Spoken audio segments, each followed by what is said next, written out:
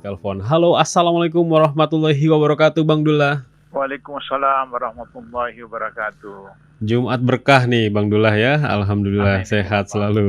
Insyaallah. Amin. Beberapa hal ini akan kita angkat di dialog pagi hari ini. Di antaranya, Bang Dullah, kami ingin menyoroti ketika Indonesia Corruption Watch itu menyoroti kasus korupsi di dunia pendidikan. Ini kan kemarin 25 November kita memperingati Hari Guru, kaitannya dengan dunia pendidikan. ICW ternyata melansir data, ini dikutip dari beberapa media online, kerugiannya itu, Bang Dullah, ternyata sampai 1,6 triliun sepanjang 2016 sampai September 2021. Jadi selama 5 tahun. Namun ICW pun ketika merilis ini, kajiannya itu ternyata belum selesai disusun karena masih ada kasus-kasus lain yang dari 12 kasus itu, 4 kasus itu ada yang dari Kementerian Agama gitu ya, dari mulai kasus bantuan operasional, termasuk di masalah pendidikan tentang COVID-19. Nah, modus-modusnya tuh biasanya tuh dalam hal pengadaan barang dan jasa. Nah, bagaimana Bang Dullah melihat kasus korupsi di dunia pendidikan yang ironis sebenarnya gitu ya?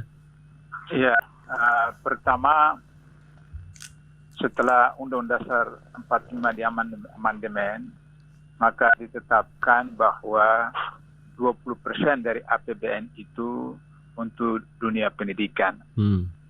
Cuma kalau 20% itu dari dunia pendidikan itu digunakan untuk betul-betul pure pendidikan, maka kemudian tingkat kesejahteraan guru, tingkat kesejahteraan dosen itu menjadi relatif baik. Yeah. Tapi fakta di lapangan itu tidak. Kenapa? Karena yang dimasukkan 20% anggaran pendidikan itu termasuk Kementerian Pendidikan, Kementerian Agama, dan sekolah-sekolah yang dipunya oleh kementerian. Nah, akibatnya yang khusus untuk Kementerian Pendidikan dan Kementerian Agama itu tinggal sedikit. Yeah. Nah, sehingga kemudian sedikit itu digunakan untuk sarana prasarana. Maka kemudian tingkat kesejahteraan guru dan tingkat kesejahteraan dosen itu tetap saja seperti biasa. Nah, seharusnya kementerian-kementerian itu tidak perlu punya sekolah khusus. Mereka cukup melakukan semacam diklat untuk meningkatkan kompetensi dan seterusnya, dan itu masuk saja dalam anggaran sekjen setiap kementerian itu. Yeah. Sehingga anggaran pendidikan 20% dalam APBN itu memang pure untuk Kementerian Pendidikan dan Kementerian Agama. Itu kesalahan yang ada di dalam struktur pemerintahan kita, di mana kementerian ada punya lembaga pendidikan khusus yang itu menyedot dari 20% itu. Itu satu. Yang kedua, karena tingkat kesejahteraan guru dan dosen itu tetap seperti biasa saja, ada peningkatan yang tidak terlalu signifikan, maka kemudian guru atau dosen selalu memanfaatkan peluang yang ada untuk bisa meningkatkan kesejahteraan mereka. Salah satunya adalah pengadaan barang dan jasa. Yeah. Nah, pengadaan barang dan jasa, pengalaman ketika saya masih di KPK itu 43% yang ditangkap KPK itu berkaitan dengan pengadaan barang dan jasa. Tapi terakhir ini, 5 tahun terakhir setelah saya sudah tidak di KPK itu 60%. Jadi kasus yang ditangkap KPK itu 60% berkaitan dengan pengadaan barang dan jasa. Sementara setiap tahun di dalam APBN kita itu 35% dari APBN itu untuk pengadaan barang dan jasa untuk seluruh Indonesia. Jadi katakanlah misalnya kita punya APBN sekarang 2.000 triliun, maka 35% dari 2.000 triliun itu untuk pengadaan barang dan jasa. Tetapi anggaran yang besar itu tidak sampai ke bawah, tidak menetes ke bawah. Kenapa? Karena 60% dari 35% kali 2.000 triliun itu bocor, hilang antara pejabat dengan pengusaha. Nah, itulah salah satunya antara lain tingkat pendidikan. Ketika saya masih di KPK itu beberapa rektor itu dipanggil, diperiksa oleh KPK. Karena alat-alat yang dipakai untuk kepentingan universitas itu adalah mengalami masalah dalam pengadaan barang dan jasa. Misalnya ada alat kesehatan yang digunakan itu kemudian itu sudah out of date, artinya alat-alat itu rusak, dan kemudian di kampus atau di sekolah-sekolah itu tidak bisa juga mengoperasionalkan seperti itu. Nah, itu juga mengakibatkan masalah di dalam pengadaan barang dan jasa. Sudah itu kemudian hasil penelitian yang saya sendiri melakukan bahwa di beberapa kabupaten atau provinsi dana-dana yang dikirimkan dalam APBD kepada kepala sekolah untuk meningkatkan tingkat kesejahteraan murid dan kemudian guru, itu kemudian dimakan oleh kepala sekolah itu sendiri. Sehingga kemudian ada data fiktif. Misalnya muridnya itu 30 orang katakan, dibuat murid itu 50 orang. 50 orang. Nah, 20 itu fiktif. Dan kemudian tidak semua murid itu juga terima dana BOS itu. Sehingga kemudian itu dimakan oleh guru seperti atau kepala sekolah khususnya. Nah, itu persoalan kedua. Persoalan ketiga adalah bahwa baik guru maupun dosen itu disibukkan dengan persoalan-persoalan administrasi. Jadi untuk mendapatkan tunjangan kinerja, sertifikasi, harus melakukan ini, ada macam-macam. Ya, jadi urusan administrasi. Sehingga dengan begitu maka guru atau dosen itu tidak fokus lagi pada tugas pokoknya, yaitu mengajar dan mendidik. Karena dia disibukkan dengan urusan-urusan administrasi. Sehingga mungkin capek apa segala macam, ya ngajarnya itu seperti Profesor Google saja. Jadi kalau misalnya kalau hanya mentransformasikan ilmu, transformasi pengetahuan, maka murid atau mahasiswa lebih baik saja ke Google. Jadi tidak perlu ke sekolah, tidak perlu ke kampus, di Google saja. Dan dalam kondisi tertentu, murid atau mahasiswa mempunyai akses informasi lebih jauh daripada guru atau dosen. Bahkan lebih canggih ya. Katakanlah misalnya di Papua Barat, di Palembang, Kalimantan, seperti itu. Itu guru tidak punya akses, tidak punya Android dan seterusnya. Nah, ada murid yang orang tuanya katakan pejabat semacam punya Android, sehingga dia bisa mengakses informasi di Google, sehingga dia punya informasi data lebih canggih, lebih banyak, lebih mutakhir dari guru atau dosennya. Nah, sehingga begitu kalau guru dan dosen hanya menitik beratkan pada mengajar, dia kalah informasi data mutakhir dari murid atau gurunya. Karena itu maka agar supaya tidak dimiliki oleh murid, tidak dimiliki oleh dosen, maka guru atau dosen itu harus juga menjadi pendidik. Jadi bukan hanya pengajar tapi pendidik. Nah, pendidik ini hanya ada pada guru dan dosen karena murid baik umur, baik pengalaman tetap kalah sama guru atau dosen. Nah, inilah sebenarnya harus digunakan oleh guru atau dosen pengalamannya itu untuk kemudian dan transposisikan kepada murid dan mahasiswa, sehingga demikian lahirlah karakter, lahirlah integritas dan seterusnya. Nah, ini yang tidak ada, sehingga kemudian hasil survei yang terakhir menunjukkan bahwa Indonesia itu Human Development Index manusia Indonesia yang diterbitkan oleh World Bank, Bank Dunia, itu kita berada pada urutan kelima di Asia Tenggara. Jadi nilainya kita itu 71, sekian. Jadi Singapura, Brunei, Malaysia, Thailand, baru kita. Kemudian urutan kita 107 di dunia, seperti itu. Jadi kualitas manusia Indonesia itu rendah sekali. Sehingga dengan begitu maka kita dalam bidang apapun, termasuk katakanlah persaingan bisnis, itu kita berapa puluh kali di bawah dan sebagainya. Sampai kemudian karena guru dosen makan uang dana bos di sekolah-sekolah maka kemudian terjadilah apa yang disebut dengan korupsi itu merajalela, di mana IPK, indeks persepsi korupsi kita, mulai 5 tahun lalu itu 4,1 atau 41, itu sekarang menjadi 39. Jadi turun dua angka seperti itu. Salah satunya karena persoalan-persoalan yang tadi dilakukan oleh guru dosen dan dana-dana bos dan seterusnya itu. Bahkan yang menyedihkan, kita itu lebih rendah dari Timor Leste. Bayangkan, Timor Leste yang bekas provinsi dari Indonesia, itu lebih tinggi indeks persepsi korupsinya daripada kita seperti itu. Nah, akibat korupsi di bidang pendidikan itu, maka data yang ada menunjukkan bahwa IQ orang Indonesia itu rata-rata 89. Satu penelitian mengkaji bahwa orang utan itu juga IQ-nya 80-89. Jadi rendah ya. Kata kasarnya, rata-rata orang Indonesia itu IQ-nya hampir sama dengan IQ gorila atau orang hutan seperti itu. Karena dana-dana untuk pendidikan itu dikorupsi dan seterusnya. Maka kemudian tercatat dari 1 juta tamatan SD itu tidak sampai 40 orang yang masuk ke universitas. Dari 1 juta tidak sampai 40 orang, 39 orang yang masuk universitas. Nah, itu persoalan yang serius, padahal justru pendidikan itu merupakan salah satu tujuan kemerdekaan. Kalau kita baca di dalam Mukadimah Undang-Undang 45 alinea keempat, itu bagian mempertahankan tumpah darah, melindungi rakyat, kemudian mensejahterakan dan mencerdaskan bangsa. Jadi itu tujuan kemerdekaan yang dimasukkan dalam Mukadimah Undang-Undang 45. Tapi ternyata kualitas manusia kita itu luar biasa. Belum kita bicara sejahtera terus, tapi kecerdasan. Meskipun ada Habibie, 1 orang yang masuk dalam 100 orang yang ber-IQ tinggi di dunia abad ini, IQ Habibie itu 190. Jadi 2 kali lipat daripada rata-rata orang Indonesia.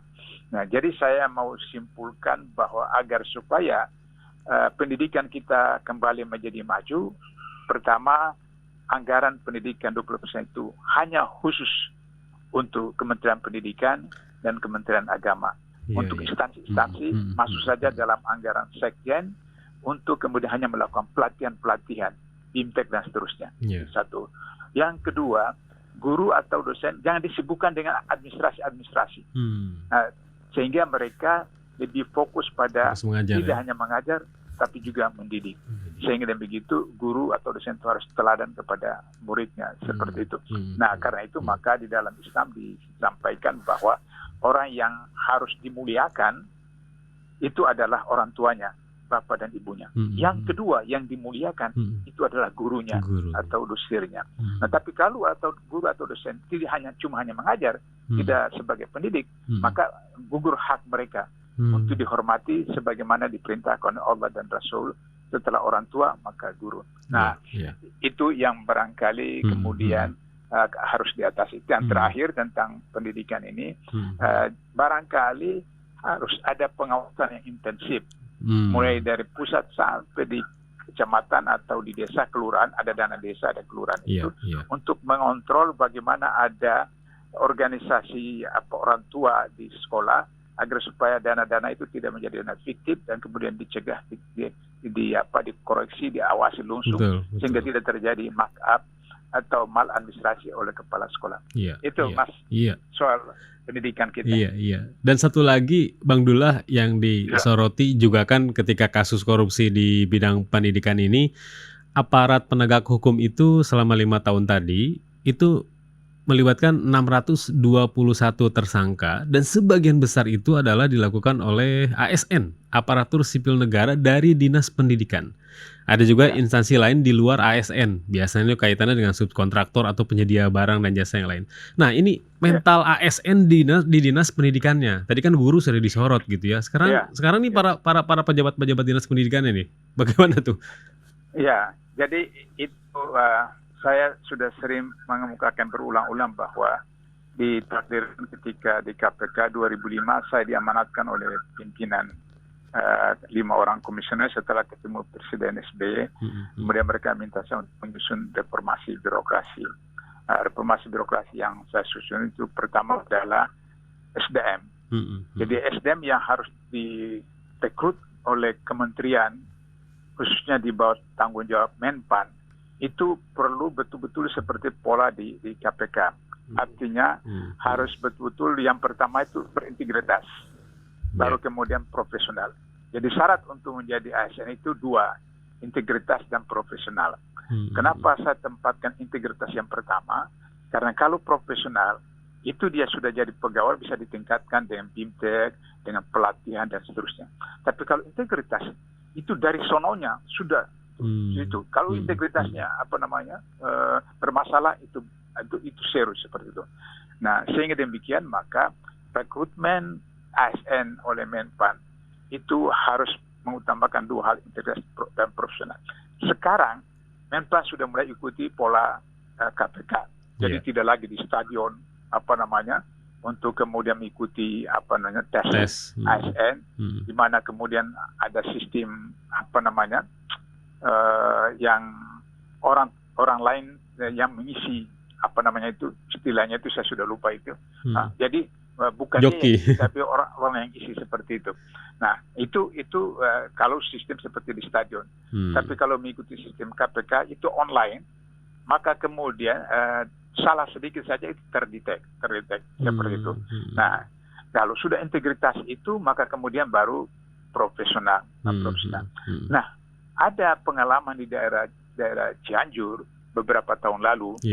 Dia ikut tes PNS ASN, dia lulus. Tapi aparat tertentu di instansi terkait itu minta 50 juta untuk bisa lulus. Nah, dia berpikir kalau saya harus keluarkan 50 juta, mending saya bisnis saja seperti itu. Jadi ini masih ada lagi hal-hal seperti begitu. Nah, kenapa demikian? Karena ASN itu tetap saja tingkat kesejahteraannya masih bermasalah. Oleh karena itu, maka kemudian KPK menetapkan kepada Kementerian Keuangan bahwa selain gaji pokok, ada tunjangan kinerja. Nah, tunjangan kinerja itu menciptakan fastabiqul khair di antara ASN, antara PNS. Artinya kalau bahasa orang kampung, kalau bangun subuh rezeki banyak, bangun siang rezeki dicaplok ayam seperti itu. Sehingga orang bekerja dengan seru sesuai dengan SOP, sesuai dengan KPI, Key Performance Indicator, maka kalau kinerjanya A, dia dapat 10% tunjangan kinerja dari gaji pokoknya. Kalau B 7%, kalau C 5%, D 0. Nah, orang tidak mau 0. Karena itu maka dalam Al-Quran disebutkan la yukallifu nafsan illa wus'aha. Allah tidak berat sesuatu kepada hambanya kecuali yang mampu dia pikul. Jadi kalau dia kerja keras dapat banyak, kerja malas itu. Selama ini kita tahu bahwa ASN itu dia masuk jam kantor jam 9 atau jam berapa, pulang jam 3 atau apa, dia tidak masuk berapa hari, habis bulan gajinya tetap dia terima. Nah, kalau di KPK tidak seperti itu. Jadi dia tujuan kinerjanya itu berdasarkan prestasinya seperti itu. Nah, karena itu maka ASN harus melakukan proses bagaimana peningkatan tingkat kesejahteraan berdasarkan KPI. Jadi Key Performance Indicator. Jadi setiap kementerian turun ke deputi ke kepala bagian, sampai setiap pegawai punya KPI. Apa yang harus dia lakukan dalam 1 bulan, dalam 3 bulan, dalam 6 bulan, dalam setahun. Sehingga kemudian orang akan berlomba-lomba dan kemudian akan mendapatkan hasil yang optimal. Untuk itu, sebagai bagian penutup itu, saya mau perkenalkan buat mereka menggunakan kualifikasi untuk menentukan penghasilan seseorang, baik di swasta maupun di pemerintah, dengan menggunakan 3 variabel. Kualifikasinya yang disebut dengan 3P. Nah, P pertama itu pay per percent. Jadi dia dibayar berdasarkan kualifikasi pribadinya, apa S1, S2, S3 dan seterusnya. Yang kedua, pay for position. Jadi jabatannya, apakah dia dirjen, apakah dia direktur, dia kepala bagian, dia manajer atau pegawai biasa. Yang terakhir, yang ketiga, pay for performance. Jadi kinerjanya. Nah, 3 variabel itu digunakan untuk menentukan gaji seseorang atau penghasilan seseorang seperti itu. Kalau sudah itu, maka saya kira korupsi di tingkat ASN khususnya di bidang pendidikan itu juga akan berkurang, insya Allah. Bisa dilakukan seperti itu ya. Sebagai penutup ini Bang Dullah, saya teringat tuh Menteri Pendidikan 2014-2015 ya, yang mengatakan bahwa pendidikan anti korupsi itu dimulai dari guru anti korupsi dan murid anti korupsi. Jadi sekolah-sekolah di negeri ini bisa menciptakan gerakan anti korupsi mulai dari kelas-kelas gitu. Nah, program ini kira-kira ke depan tuh punya peluang seperti apa sebenarnya ya waktu itu ketika digaungkan? Iya, jadi sebenarnya pendidikan anti korupsi itu sejak dari rumah sebenarnya. Sejak dari rumah. Baru kemudian di sekolah. Di rumah itu misalnya begini, ada punya 3 anak, SMA, SMP, SD. Maka kemudian prinsip keadilan, adil itu kan bahasa Arab, adalah artinya proporsional. Maka uang jajan hari itu anak SMA dikasih 10.000 misalnya. Kemudian yang SMP dikasih 7.000 misalnya. Lantas SD kasih 5.000. Lantas kemudian waktu mau ibu atau bapak mau kasih uang belanja, anak yang SD itu sudah pergi. Nah, tapi abangnya yang SMP masih ada. Terus dia titipkan, bang nanti kasih sama adek ya di sekolah. Ini uang jajannya yang 5.000. Setelah pulang dari sekolah, maka ditanya sama anak yang SD, Dek, tadi uang jajan dikasih sama abang. Iya. Dikasih berapa? 3.000. Nah, berarti abangnya korupsi 2.000. Nah, jadi itu mulai dari awal. Atau misalnya kita suruh anak kita pergi belanja apa begitu, kasih uang 10.000, harga 7.000, harus 3.000 dikembalikan. Tapi kemudian dia katakan harganya 10.000 atau 9.000, tapi 1.000 diambil. Itu berarti sudah korupsi. Kalau abang misalnya mau ambil pensil atau pena adiknya, dia harus minta izin. Dek, abang pinjam ya pensilnya, abang pinjam penanya, dan seterusnya. Sudah itu kembalikan. Jadi mulai dari rumah. Nah, kalau di sekolah, KPK memperkenalkan tentang saya sudah lupa istilah. Jadi di sekolah itu SD, SMP, ada tempat jualan apa saja barang kebutuhan murid-murid sekolah, SMP, SD sampai SMA. Kemudian kantin kejujuran ya. Warung kejujuran ya, warung kejujuran. Cuma ada daftar harga, kemudian ada kotak. Nah, jadi kalau datang misalnya ambil air mineral itu 5.000, ya dia masukkan 5.000. Atau harga 7.000 atau 8.000, uangnya 10.000, kemudian dia ambil 2.000 uang kembalinya. Kalau tidak ada, ya sudah dia infaknya. Nah, jadi itu di beberapa sekolah di Jakarta, di Jawa Tengah itu berlaku. Artinya kejujuran itu bisa dilatih dan kecil. Sampai kemudian KPK melakukan satu proses permainan seperti itu di Semarang, anak SD. Kemudian sudah itu mereka ceritakan, mendongeng. Di KPK itu ada konsep mendongeng buat anak-anak SD sampai SMA, SMP bahkan sampai TK. Dan disebut bapak teladan itu apa, ibu teladan itu apa, anak teladan itu apa, diceritakan. Selesai itu acara sesi terakhir, disuruh murid-murid itu mengirimkan surat kepada orang tuanya, bapak dan ibunya. Maka yang luar biasa, satu surat anak SD itu dibacakan oleh teman-teman di KPK. Bunyinya antara yang begini, Pak, uang yang bapak berikan kepada saya, pakaian yang diberikan kepada saya, sepatu yang diberikan kepada saya, uang jajan yang diberikan kepada saya itu dari uang korupsi atau tidak, Pak? Seperti itu ada surat dari seorang anak kepada bapaknya. Artinya bahwa anak-anak itu kemudian sudah menghayati apa yang disebut dengan barang halal, barang yang haram, barang syubhat, korupsi, dan seterusnya. Jadi oleh karena itu maka guru harus menjadi teladan. Apa guru menjadi teladan? Dia harus datang lebih awal. Dia memakai pakaian yang sopan. Kemudian dia bicara dengan sopan. Sehingga kemudian selalu saya katakan, seorang murid, seorang anak akan mengatakan bahwa bapak saya orang terganteng di dunia, bapak saya orang terbaik dunia, ibu saya perempuan tercantik di dunia, ibu saya yang terbaik di dunia. Di rumah. Maka kemudian sampai di sekolah juga begitu. Bahwa guru yang terbaik adalah guru saya. Ibu guru yang terbaik, tercantik adalah ibu guru saya. Sehingga kemudian murid itu seperti mereka mencintai bapak dan ibunya. Nah, kalau sudah itu maka kemudian guru tidak perlu perintah dengan kasar apa. Cukup saja guru menyampaikan 1, 2, 3 kalimat, murid-murid itu akan melaksanakan. Guru sebagai teladan. Itulah yang disebutkan bahwa guru adalah pahlawan tanpa ijazah, tanpa sertifikat. Karena mereka adalah orang kedua setelah ayah dan ibu yang mengajarkan apa yang tidak diketahui. Seperti itu. Itu Mas.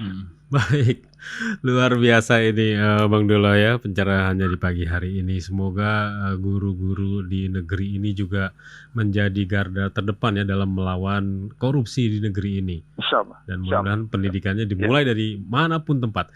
Terima kasih Bang Dolo, semoga selalu sehat. Insya Allah kita jumpa lagi pekan depan. Assalamualaikum. Baik. Ya, waalaikumsalam warahmatullahi wabarakatuh.